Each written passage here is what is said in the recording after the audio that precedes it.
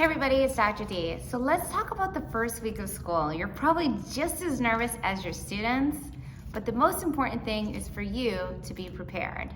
If you're working with kiddos that are new to school, whether they're in kindergarten or middle school, they're really gonna need to know what are the structures, procedures, and expectations of your class. So let's get started. I'm gonna share with you my first few tips for the first few days of school. First, with my students, when they come into their middle school classroom, I give them a playing card. And their playing card has a corresponding match on the desk. So they need to find the matching 6 card here on the desks, and then they get into groups of 3. Why 3? Because research has shown that students in working groups of 3 are more effective and more likely to collaborate and share ideas and actually participate and be heard. So the magic number is 3. And this is a great way to kind of get them in the classroom, not having a structured group chart or knowing where you want to sit your students, but just getting in there and getting to know them.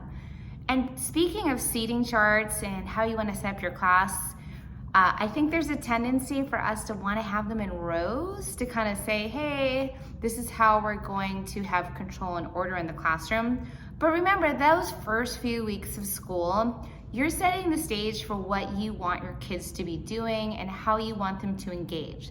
So if your goal and your vision is to have collaborative group work, whether you're teaching English, history, or math, you need to set that stage on day 1. And speaking of day 1, some of my favorite fun activities, in addition to that, is to do things like group work where they can actually reflect on an activity that they did and talk about what made that effective, like what makes it possible for us to collaborate. So we did this wonderful activity, How Close to 100, which is on U-Cubed, and the students had to work collaboratively, not competitively. And then we got to have a conversation about what is effective group work? What needs to happen in order for you to be successful in a group? So set the stage, and of course you can do activities that allow them to collaborate and share, and you also want to do activities that allow you to get to know your students and who they are and what they like. So one that I do that's really easy and low prep is we make a name tag here, and I just have them, obviously we have a conversation about fractions and folding their papers into thirds, and then they write their name that they'd like to be called, and in each corner they will draw a symbol that represents them. And these are just fun to have during the first few weeks of school because you get to know your students' names. They put up their name plate every day, and then what I do for my middle schoolers is I have them have a folder, and I like to have hanging folders because then they can put all their materials in here. Anything that they missed, I can put it in there, and then I'm not having people say, hey, I was out on Tuesday. Well, the folder's on the desk, and I can still put papers in there even if they're not present. They turn their work in here, and then I'm able to check and see what they did without having to go through the process of having it in a bin and trying to sort the papers and see who turned in what. This has been the easiest and most effective way for me, and I need to stay organized to be effective in the classroom. So I hope this video was helpful for you, and if you're getting started on the first few weeks of school, remember, do those activities where you get to know your kiddos.